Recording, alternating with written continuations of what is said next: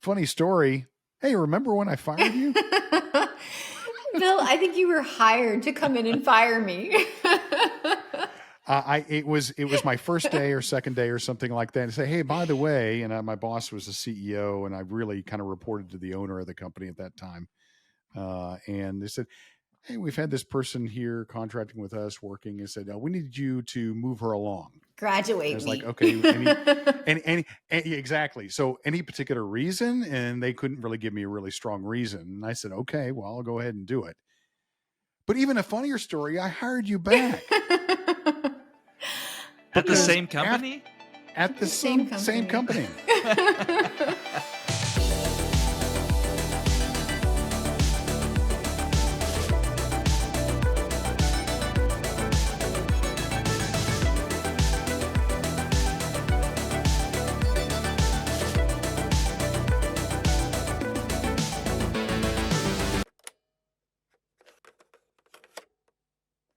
And I realized that the instructions I had received from the CEO and owner of this company was not a great decision.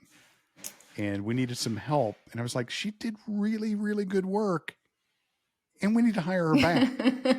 And so that was really good. So Rachel and I got to know each other quite well over the course of a few years at that company. And I have immense respect for you. Same. And just you're in my top 5. I've told you that before. Wherever I go, I'm going to have a relationship with you. And Jared, you're kind of like 18, maybe 19. You may squeeze yourself up into the top 5 at some point, but no, Jared is awesome too for different reasons. But anyway, everybody, welcome to the Boombox Boardroom. And I actually said that clearly this time, Jared, instead of my flub from the last episode. But Rachel Cogar Yeakley is just an amazing marketing genius on the East Coast. And I have had the great fortune of working with her multiple times in my career. And we're going to talk about how VectorX came to be once we changed brands from Cloud Performer. So Rachel, welcome to our podcast. So glad you're here.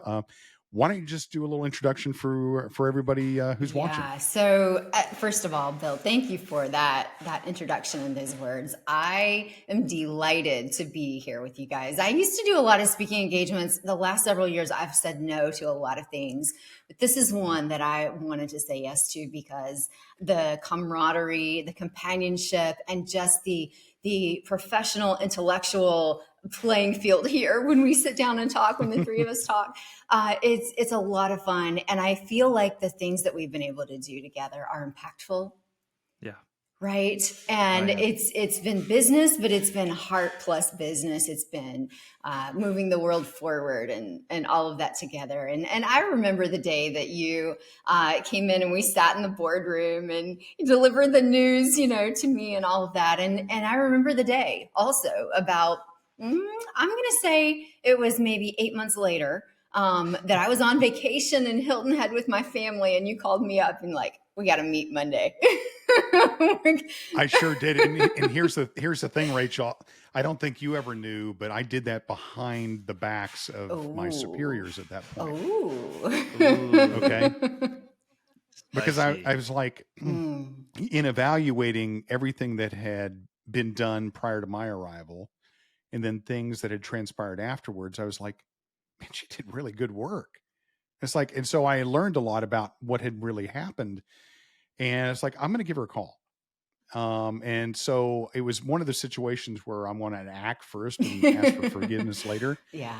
And to be honest with you, our very good friend who's passed now, kind of did that without permission either. And he said, yeah, hire her back. Mm-hmm. And so to his credit too, you and I got back together and we were able to work together. Yeah. Well, you know, sometimes it's the right thing. It's got to be the right people at the right time and all of that. And I think that was okay. That break was okay. I feel like when I wasn't there, it was clear, right, what the direction should be and all of that. So it was all good. And I knew at the time like you're the messenger. And I remember looking you up. I don't know if you knew this, but when I heard you were coming in, I grabbed your CV and I went through it. And I'm like, oh, this guy's HubSpot certified.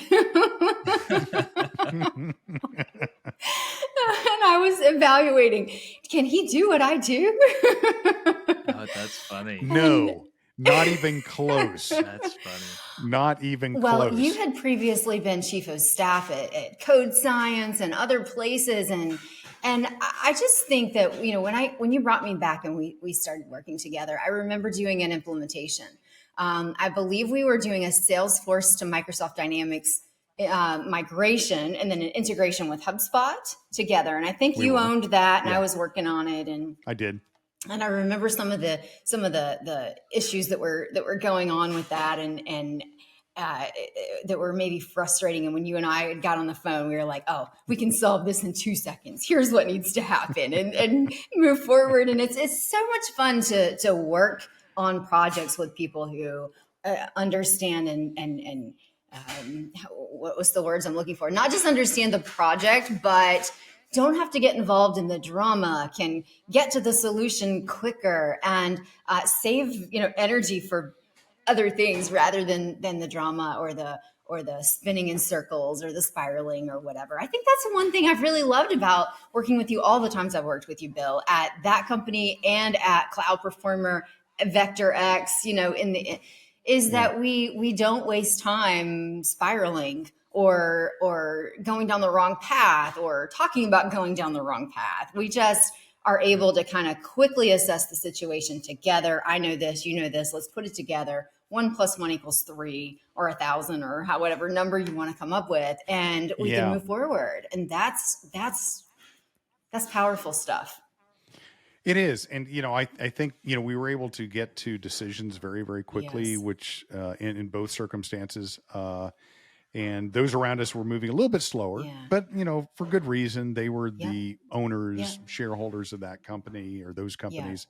And so there was a bit more at stake there. Well, and that's why they hire us too, right? They bring people like us in to make sure this happens and to accelerate the timeline and bypass the bullshit. Yeah. So again, I'm gonna bring up, and I brought this up on a previous podcast, is one of the books that you sent me, which you've done quite frequently over our relationship. You find a book and you're like, you gotta read this. Is the Who Not How book. And so in those circumstances, we were kind of the who, right? Yes. And not the how. Yes. Because CEOs, they think they know it all, or they have a plan, they want to figure it out. But really what they need to do is surround themselves with people that are the who's that know how to do it. That's right. And let's put that book in the show notes. That's Dan Sullivan from Strategic Coach and Dr. Ben Hardy co-wrote that book together.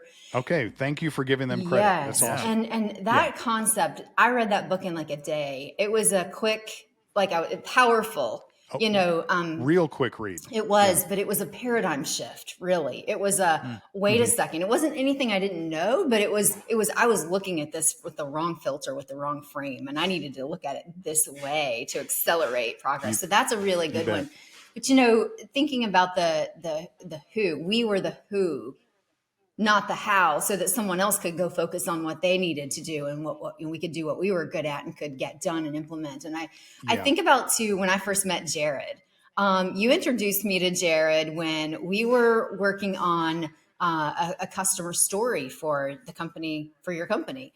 And That's right. Jared was the head of marketing or the CMO at one of your clients' companies. And you said, man, he's just a really great guy. You've got to meet Jared. We've worked with him. We've done all of these things together. And I remember Jared and I talked for an hour and a half or something the first time. And I thought, this guy's really smart. And, he was the who in that situation. And you were really smart in kind of swiping him over to VectorX, because he brings such a life and energy to the business. And his only ambition in life was to work with me. I mean, once we met, it was like, I was I have aiming got for to it. work with this guy. Well, I heard about your Valentine's Day, story from your first podcast. Kismet. Yeah. It was meant to be. Yeah. Meant to be. It's been a love Definitely meant fest to ever be. since. Yes. I know. Well, let's do this. Let's back the train up a little bit. And what I wanted to get into a little bit is, we had been toying around with the idea of moving away from our Cloud Performer brand, because I'll be quite honest with you, nobody here was electric about Cloud Performer. Yes. And from what I hear from our CEO and people that were around back in the forming of it, it was kind of selected out of a long list of different names, but it was like, we just need to pick something, right? And everybody was kind of cloud back then. And we're like, okay, well, people, it's not like new cloud. People are kind of performing in the cloud now. Let's pick Cloud Performer. And that's why it was picked. Yeah. And, but I don't think anybody really ever embraced that brand. Certainly not the appeal of what the brand represented on the outside. Is very kind of corporate, kind of like everybody else, and everybody else was like us. But before we switched brands, we brought you in to do a brand sprint. And this is before we actually changed names, but what an amazing engagement that was. And it was just a few of us in the boardroom in Atlanta. Yes, you, me, Mike, and Chris Gary, I believe, that day. Yeah, I think maybe Charlie was there too.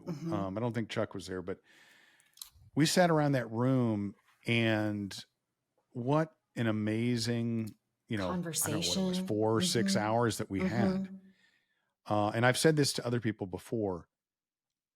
I think I learned more in those 5-6 hours with you about our company, our brand, where we wanted to go, myself, than I'd probably ever learned before. And we all, I think unanimously agreed with that. I think Mike walked away just stunned by it. And said, wow, that's just one of the most powerful things we've ever done. So, if you wouldn't mind kind of recount what that brand sprint looked like in helping us along with identifying, not only where we wanted to go, but how we would represent ourselves in the marketplace. Because it later fed to the overall brand refresh that we did. Yeah. So we both drove to Atlanta, and we sat there for 4 to 6 hours, and we whiteboarded stuff out and had all of these conversations. And I remember you had introduced me to Mike on the phone via phone before the session. And we go into the room. Mike's sitting there with his Diet Coke, having some breakfast, getting ready for the day. And I don't know what I expected, but I was blown away, because every single time I've ever done a brand sprint, which basically is in 4 to 6 hours, let's do what some companies take 4 to 6 months or longer to figure out, because we're just going to focus and close out everything else and hone in and go deep and deep dive and discuss and work through it, committed to work through it that day. And every single time I've done that, there's usually a magic moment. During the discussion. It starts out and we're talking and we're saying this and we're saying that, and it's kind of surface level. And I'm trying to get you to open up and dig a little bit deeper and asking other questions and leading you in this way and having this discussion in that way. And finally, like, the shell breaks, right? And finally there's like, it all pours out. And what I love about brand sprints is that it's not creative writing. We don't write a narrative for the company or position the company based on, let's come up with a brilliant tagline, or let's come up with a story that is going to, outdo our competitors. Where we actually get that from is the heart and soul of the founder, the heart and soul of the brand, of the company, why it was started in the first place. And I believe strongly that our core beliefs dictate what we do, why we do it, our fundamental beliefs, how we view the world, not just about the business, but the way that we view the world and what we believe to be true about the way the world works drives why we do what we do, which drives the business that we start. And here sits Mike and you and Chris and your team that has built this company for, I'm going to say 7, 8 years at that point, right? So it wasn't. They were certainly there. I was only there for a couple years at that point. Yeah, but it exactly wasn't right. day one, right? They were well into an established yeah. business and still trying to figure this out, right? Still trying to put words to what is in the heart. And that is, I want to point that out. That's a really big deal because a lot of people start companies and they focus on making it work, improving the model and generating revenue and pushing it and forcing it and things like that. And that's great.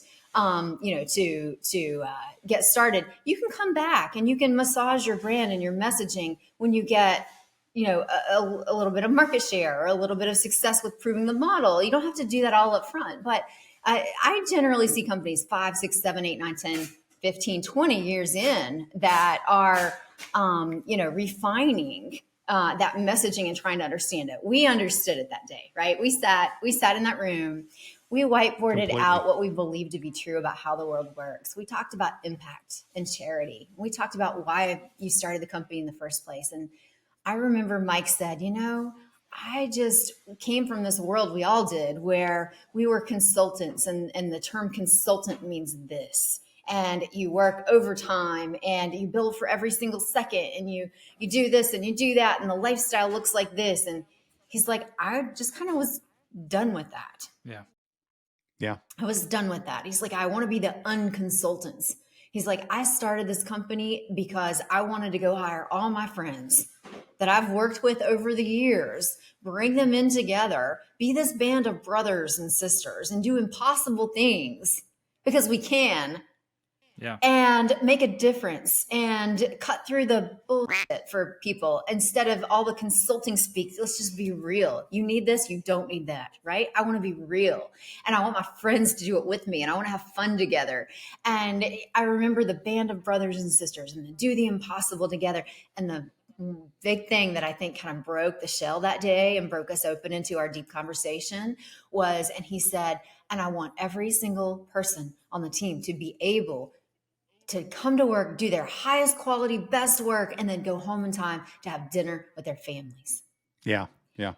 And something that was 5 years ago, and that's still the way it is today. Oh my goodness. And it's never changed. And really quick, when I was considering leaving a previous company, honestly, I could go to work for any number of Salesforce partners. I had many to choose from, many that were interested in. I had known Mike. Mike had done some work for me. And I was like, he was my first call. Yes. He was my first call. And he explained to me his vision for the company and why he was doing what he was doing. And I had already kind of felt that because I had been a customer of his. So I kind of knew, right? And Jared, I think you felt this too as a customer of ours, right? But it was an easy call for me. And when I came over here, I wasn't making the big bucks like I was making before, but I believed in what the vision was and what Mike was setting out to accomplish. And, I had different drivers in my life at that point. I'm, 53 years old. And back then I was late 40s. And, I didn't have the pressures on me as a young 20-something-year-old, trying to raise a family and pay all these things and so forth, kind of like Jared over there. But I was looking for something that, I wanted to be really passionate about something and work with people I really loved to work with. And so I remember that day when we sat down for the brand sprint and, I'd known, all these guys for, I don't know, 9 years at that point. I've known them for longer now, but it was great to hear from like Chris Gary and his story. And it was amazing to me that even though there's 20 years that separate us, that he had the same kind of passion that I was having at, the age of 50 or so. Right. But you led us through that whole exercise in such a way, the process we went through. And I remember, I can't remember exact words. I know it's on our blog and maybe Jared, you can reference that at some point, but the brand sprint, it was kind of like on one side it was conventional and the other side was unconventional. And we all kind of voted on this in the room. And it's like, we were really like unconventional, right? We were over here. And that kind of realization. Yes. There it is. What is it? Yes. Maybe, conventional so it's or conventional rebellious? or rebel. there. And look where that dot off is. The charts. Off the charts. It's off the charts. Yes. And that's everything, because that's really how we were, but our brand didn't represent it. No. At all. Oh no. Cloud Performer, the website for Cloud Performer had turtlenecks and khakis, and it was bland. And the colors were like a muted blue and a little bit of gold, which we did an exercise and looked at every single competitor in the space at the time. They were all the same color. They all had the cloud logo. They all had cloud in the name. And, we thought about, what does Cloud Performer say, right? We're trying to get people to perform in the cloud. Here we are in 2021. Everybody's performing in the cloud, right? Yeah. So you actually outgrew the name of your company. And I remember... Yeah. So we had the brand sprint in 2019. And then in 2021, we came back to the table and we said, based on all of that work, it's our 10-year anniversary coming up in 2022. What we want to launch a new website. We want to do something different. And we were going to move forward on launching a new website for Cloud Performer. Remember, I think we started like in February, and by May or June... I'm going to reveal something here that even our CEO doesn't. Uh-oh. You and I were having a conversation, as we would at just regular meetings, and you're like, you're coming up on your 10 years. Yes. It's time to change the name. And I was never a big fan of Cloud Performer.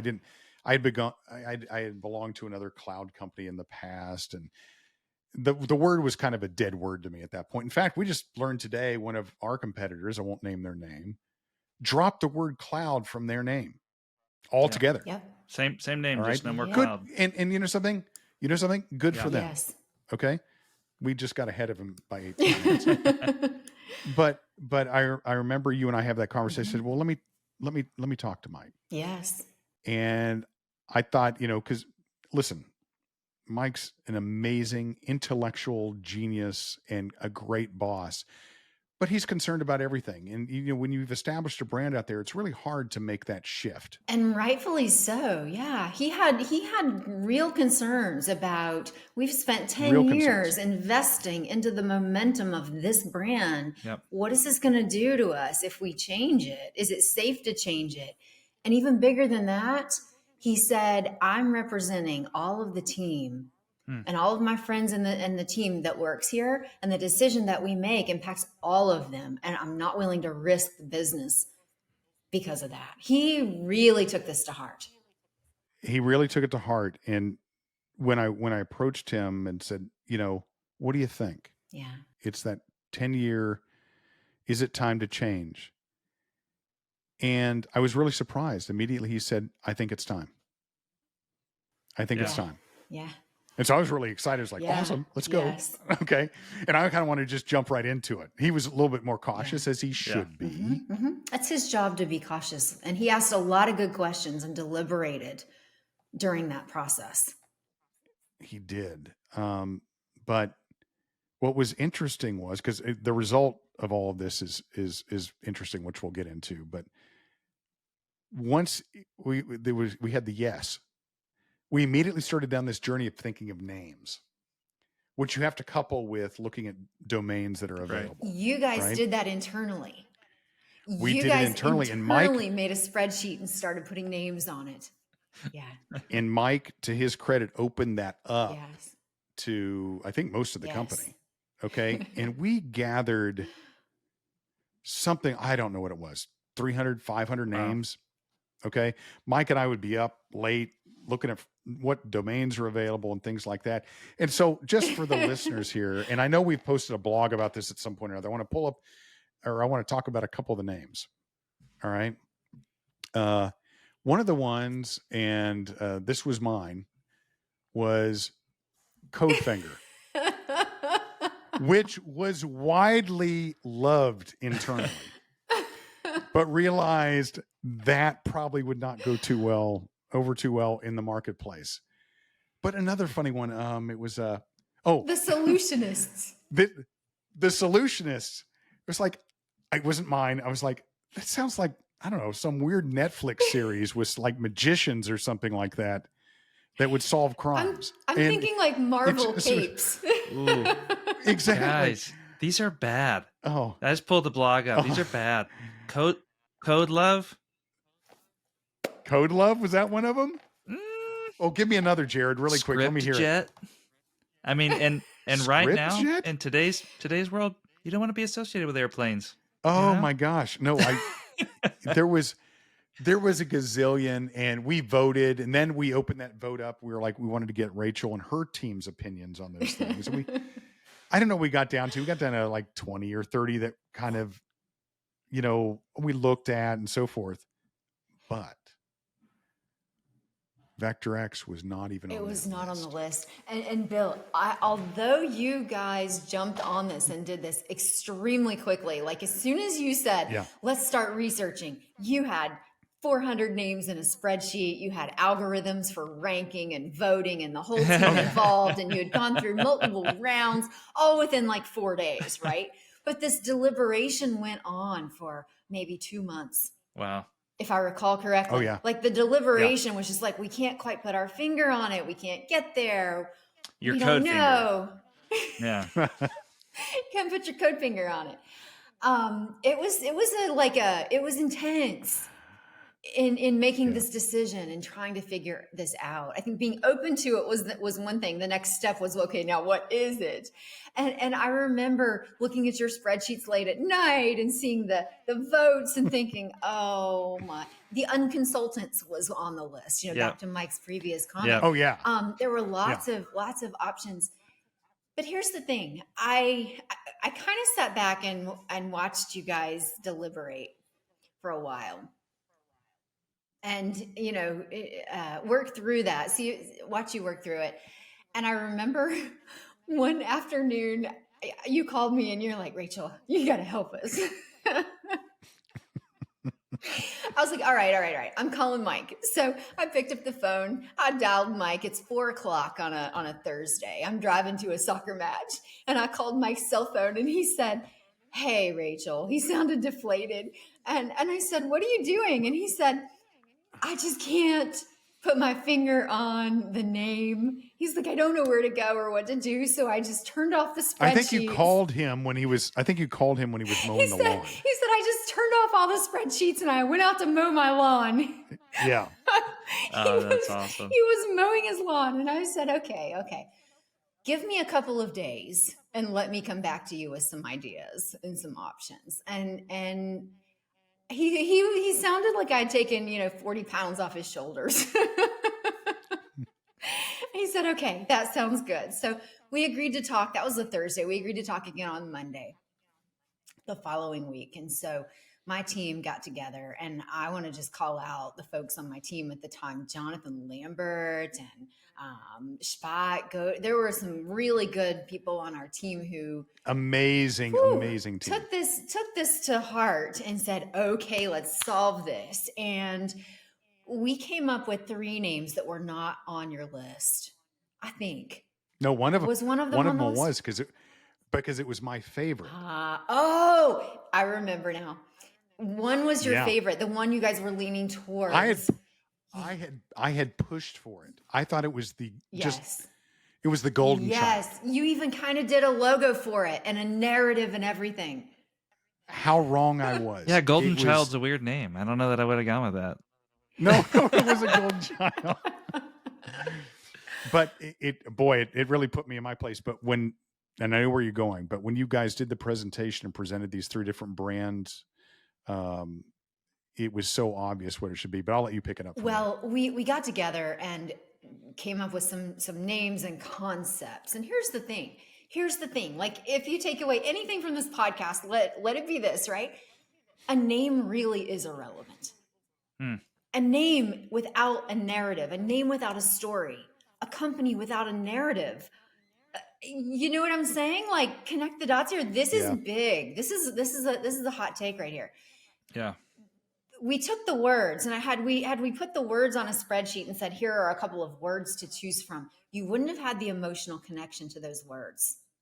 Instead, we took the words and we put concepts around it. We had a slide deck and we had imagery, we had music, we had headlines, we had like direction. Imagine you could do this and you could do that and you could say this, and here's how it all fits together.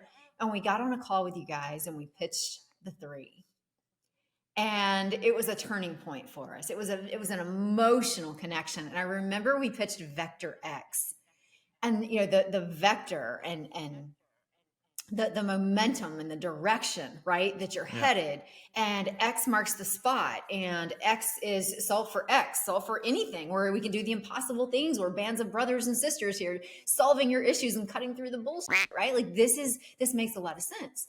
Yeah. And when we take the words and we put the V and the X, Bill, I'm looking at the logo on your hat right now. The X looks like a stage, and those are spotlights coming down. Spotlights. That's and right. we took a concert stage, a photo of a concert stage with the lights coming down in the shape of the X. And it had the neon colors on it. And here's the interesting thing: right behind Mike's shoulder on the pitch call was an electric guitar, because he's in a band. And didn't even realize this, but Bill, when you went to visit Mike to talk about coming on board, you guys went to see a Joan Jett concert together. Yeah, it was very close to that time. Wow. Yeah. Right? Yeah. There were like these pieces of what matters. And let me just circle all the way back. We skipped a really important piece of the narrative from the brand sprint in 2019. The results of all those conversations that day, that magic moment, it came down to this phrase. What we do here is we simplify work so we can enjoy life. Yeah. We simplify work so we can go enjoy life. So we can go to the amphitheater right outside our corner office here and watch the daytime concert. So we can go to Joan Jett together. So I can go be in my band. So I can go home and have dinner with my family. So that Chris can get to his kids' soccer games. So that everybody in the company can live their lives. We simplify work, and we think that has an impact. And we want that for our customers. We're trying to simplify their life so they can get to the soccer game, right? At the end of the day, nobody who lives to work. That's right. Who wants to live to work? That's right. Okay. And so it was really important for us to say, okay, this is who we are. Yes. And that's why we connected so powerfully with the concepts that day that you were showing to us, is it wasn't just the imagery. It was the whole story, the narrative and so forth that really represented us in a voice that we had, but we had not used. That's right. That's we talk like this. We did these types of things, but we were kind of stuck behind this curtain of, kind of corporate culture to fit in. It was like, why are we fitting in? Yeah. Why are you fitting in? You're drowning in the sea of blue and gold and cloud. Yeah. Yes. Yes. And that's the beautiful part of this whole story, though, is that developing the VectorX brand was rewarding and fun and creative, and we were creating something. But to be very honest with you, it was not a creative writing process. We weren't making something up out of thin air. It was the heart and soul of your company. It was the simplify work, enjoy it so we can enjoy life. It was we want our people to get home to have dinner with their families. It was we love music around here, and we love dogs. We had the visual of the dog in the spacesuit. We love retro vintage. Look at Bill's office. We love futuristic stuff. We're going to put a dog on outer space. Like, this is the stuff we love, right? And looking at it from that perspective and building the brand around exactly who you were in the first place. I remember Mike sent me an email after we did the narrative, and he said, I feel like we've finally been able to put our finger on something I felt for all these years, and I've never been able to explain it. And thank you for that, right? Yeah. Like that was just an uncovering, so to speak, of the culture of who you guys really are and the impact that you make in the business world for your employees, your clients, their employees, your families, all of it, right? Now that's what VectorX represents to me. It's a heck of a brand in visual and aesthetics and emotion and all of that stuff, but it's really who you are. And I can say that because, Jared, I did a customer story with you and with 4 or 5 other customers of VectorX where I was on the phone for an hour, asking questions and listening to the stories. And I think you told me, as did several others, when you meet the team from VectorX, It's like when the project's done, you're sad because these are the kind of guys you want to go have a beer with after work. Yeah. Yeah. You don't want to end the project because you want to continue to work with them because it is so fun and it is so enjoyable. And at the end of the Yes. day, your company is growing and getting better because of it. And so it's like, Yes. how do I hire you to like come Yes. work for me or to continue to be a part of my team? For me, it was to come over here. But it makes me think about something someone said about mission the other day. They kind of asked people, hey, what do you think? When do you think that a company loses their mission? And my view on that was that I feel like a company loses its mission when the almighty dollar becomes more important than why the company exists. And, sure, you have to be profitable. You have to make money. I mean, otherwise the company can't exist. But when the focus remains that our mission, our drive is to make our employees and the people that we serve, our clients' lives better by simplifying those lives, allowing them to go home, allowing them to be with their kids, allowing them to just let their guard down and not worry about the day to day from their office, or maybe cut back to a 4-day work week. Who knows? Whatever that looks like for them, if we can allow that, then our mission's fulfilled. And that is so much bigger than the next round of funding for this company or the next amount of money to come in on this new job, and I think that's so important. I think that's something that VectorX has just done so well. Yeah. And I've looked at that. I've been in the Salesforce space forever, as y'all know. And I've always kind of thought of that mission even before coming here. And so when I met Mike, it just really aligned. And, I'd known Mike before I came here. So I knew what he was about, but I didn't really know. And with some of our customers, we may be saving them 10 hours a week. Okay, well, that's 10 hours. All right, that's great. Maybe saving another customer $1 million that they can go reinvest and do something great. Yep. And then there's other customers where we completely change everything, remove the frustration, right? The headaches of worrying about something at 1:30 in the morning and that you got to deal with at 6:30 in the morning. Yep.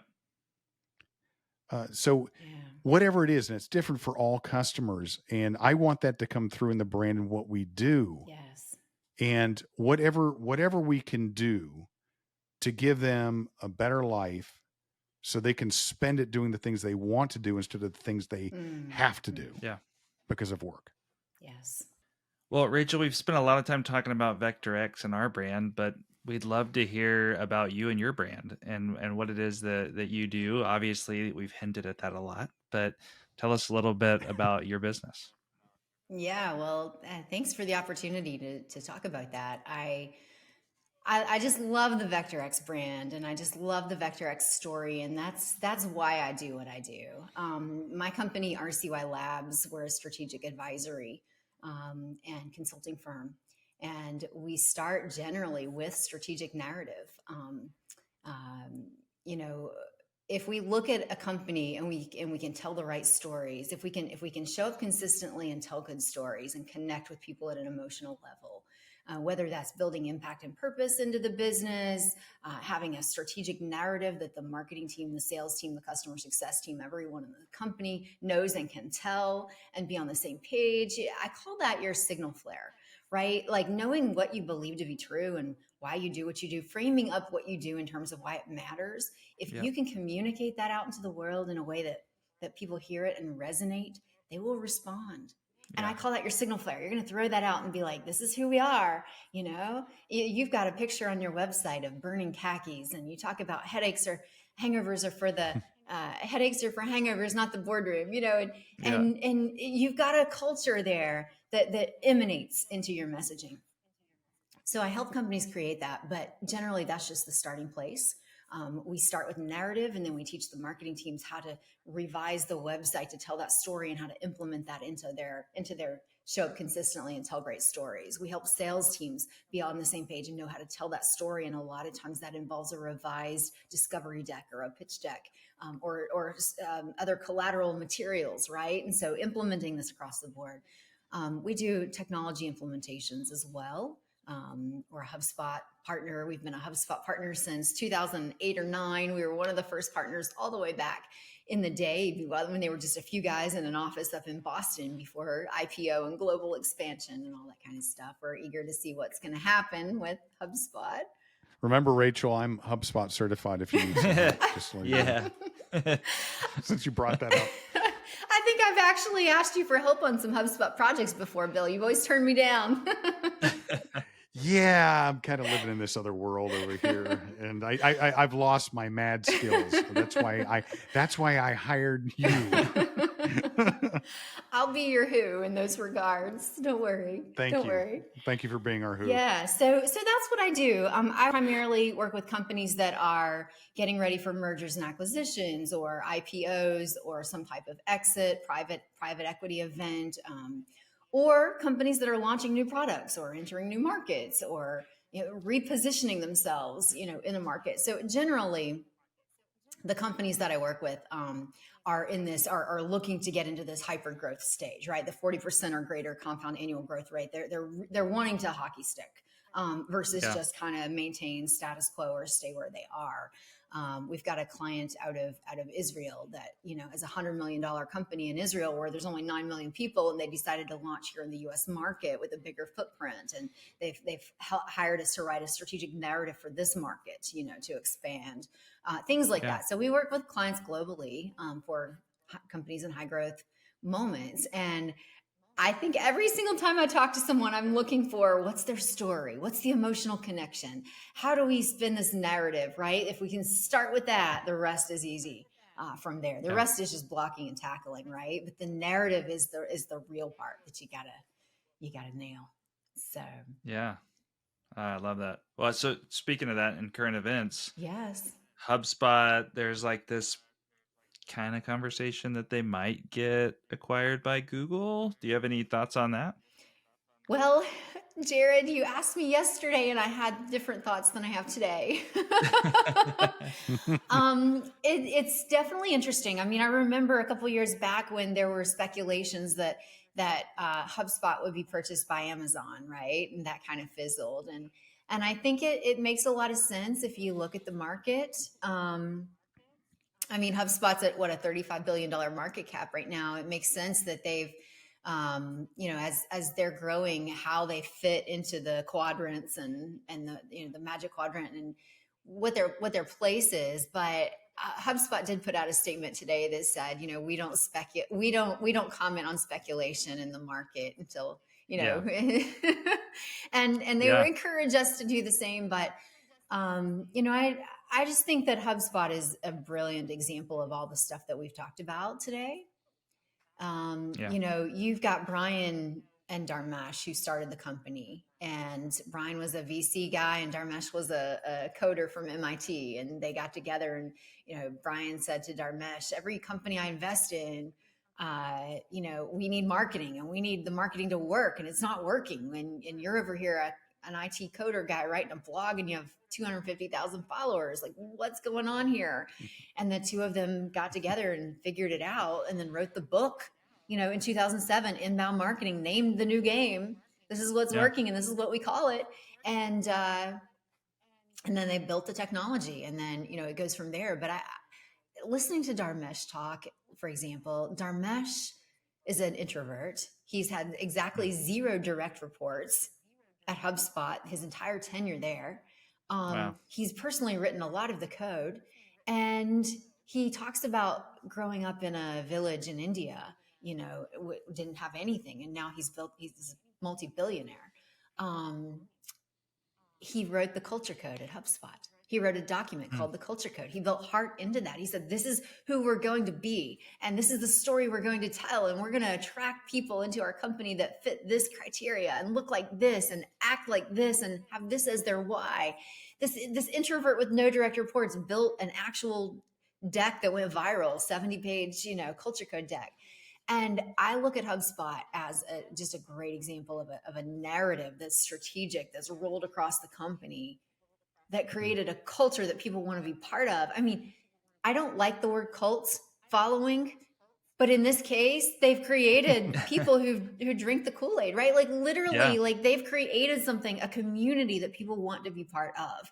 And it's a brilliant example of exactly the things that we've talked about today, of how to create that, show up consistently and tell great stories, and do it with this particular narrative that we've crafted strategically, intentionally. And I just think a lot of businesses go out there and they hammer the nails and they make a lot of money and they go home, and are they really fulfilled? You know, some are, some aren't. I'm not going to, judge whether that's fulfilling for people or not. But when you can be part of something like VectorX, and you can be part of something like HubSpot, and you can be part of community and shared values and aligned vision. My opinion of this is that when you get to be part of that, you have more fun, you get more done, you make more money, and you have a greater impact. It accelerates what we're doing and why we're doing it. And I have a core belief that as business owners, it's our responsibility to use our platform and our reach to make a difference in the world. And, Jared, I think I've told you a couple stories of my clients that are climate change activists, or, they save lives with their product development, things like that. But what you guys do, it's impactful from a culture perspective.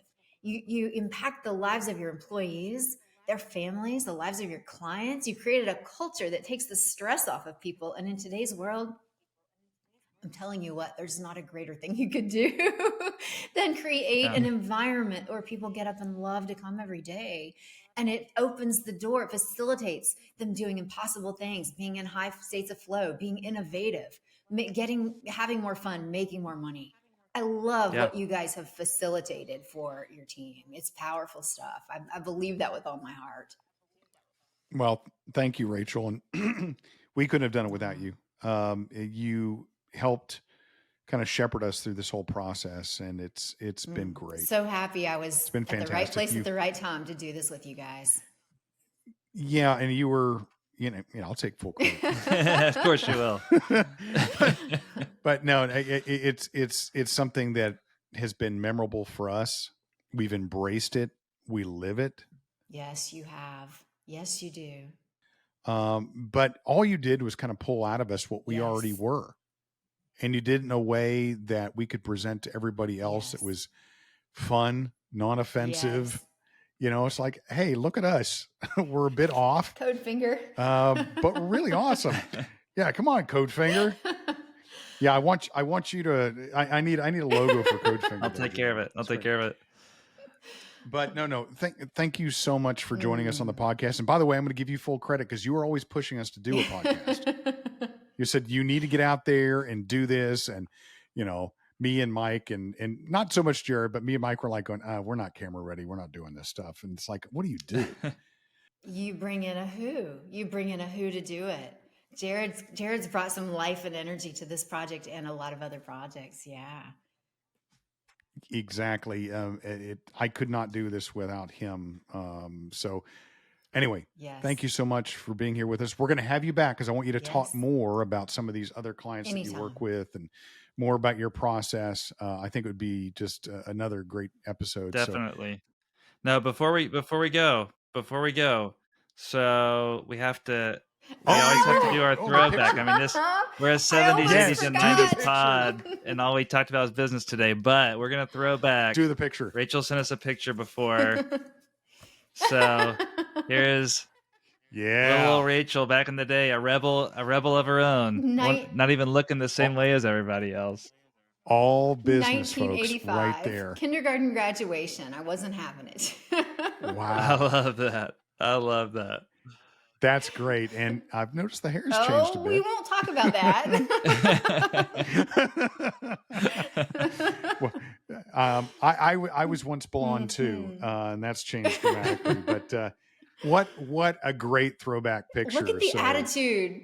Bill, look at the attitude, right? Oh, that side eye of like, Oh yeah, it's just that serious look. Totally serious. Like, I think that's how you looked when I fired you. It probably was, at least walking out the door. You're like, who's this idiot? Well, and you were such an innovator already, because like I look at every kid in that picture and I'm going, yeah, that's what that's what you dressed like in the 80s. And then I look at you and I'm like, I mean, in 4 years, I would put my daughter in that outfit and she would fit in today. Like you were ahead of your time. You were, and I think that you're doing that now with your marketing and what your company's doing as well. Were you the only one with the blue ribbon that day? Because that would totally make sense. I don't see anybody else holding up blue ribbon. So if you got the blue ribbon, I don't recall, but I was sort of in my own little world over here. I don't know what I was missing, but everyone else was fascinated with something there. I had moved on. Well, it's cute. And thank you for sharing that with us. And Jared, thank you for reminding me about that. No, again, we'll have you back. Appreciate you taking the time today. And again, all that you've done for us as a brand. My pleasure. So everybody, thank you so much for joining another episode of the Boombox Boardroom. I'm Bill Harris. And I'm Jared Anders. See ya. Later.